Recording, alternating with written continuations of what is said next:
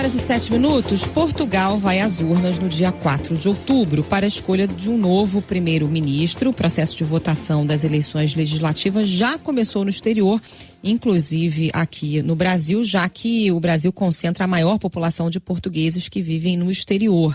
Sobre esse assunto, conversamos agora com Paulo Lourenço, cônsul-geral de Portugal em São Paulo. Cônsul, bom dia.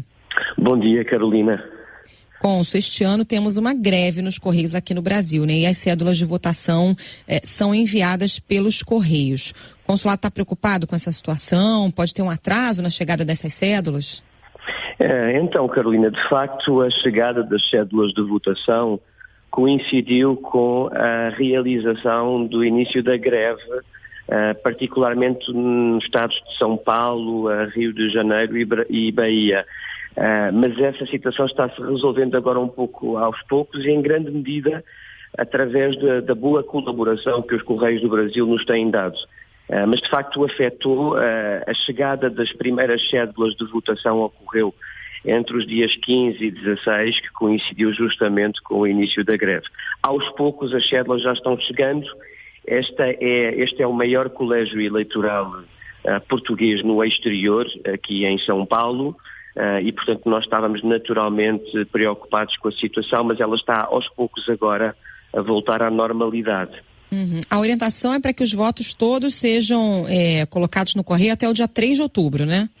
Exatamente, Carolina. A orientação é para que os votos deste grande colégio eleitoral, a partir do momento em que cheguem no domicílio de cada pessoa, sejam colocados e sejam enviados, expedidos no correio para Portugal até ao dia 3 de outubro, que é o dia imediatamente anterior às eleições. Ou seja, tem que partir com a data do dia anterior às eleições, que é o dia 3 de outubro.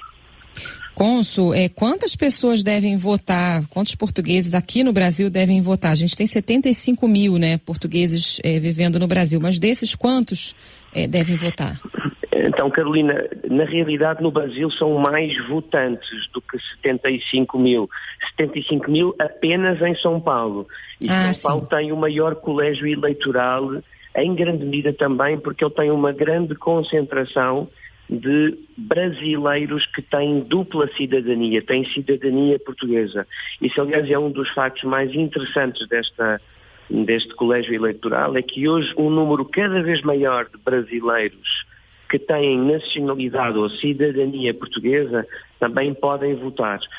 No Brasil são um pouco mais, mas de facto o maior colégio é aqui em São Paulo. Nós não temos uma estimativa muito precisa de quantas pessoas votarão. O nosso objetivo é sempre sensibilizar o eleitor para ele votar. O voto, como a Carolina sabe, não é obrigatório em Portugal e, portanto, nós não teremos também um outro tipo de estímulo para a votação. Mas o nosso objetivo é sempre estimular esse exercício cívico de votação e, obviamente, tentar ultrapassar a votação de anos anteriores. Mas eu tenho quase a certeza que ultrapassará os 10 mil destes 75 mil de São Paulo, porque eu estou a falar pelo Colégio Eleitoral de São Paulo. Qualquer português e descendente pode votar? Tem que fazer algum tipo de cadastro? Como é que é esse procedimento, cônsul? Qualquer português, qualquer pessoa que tenha cidadania portuguesa, que tenha sido recenseado, ou seja, que tenha feito o seu registro de eleitor nesta área, neste caso no Brasil, receberá essa cédula para votar. Qualquer pessoa que tenha utilmente, em tempo útil, até dentro dos prazos legais, tenha feito o seu registro eleitoral aqui, essa pessoa receberá a cédula de votação em casa e a partir daí exercerá o seu direito de voto e expedirá o seu boletim de voto para Portugal pelo correio. Tá certo. Então, quem porventura ainda não recebeu a cédula ou está preocupado com a greve dos Correios, pode procurar informações no consulado, cônsul? Pode.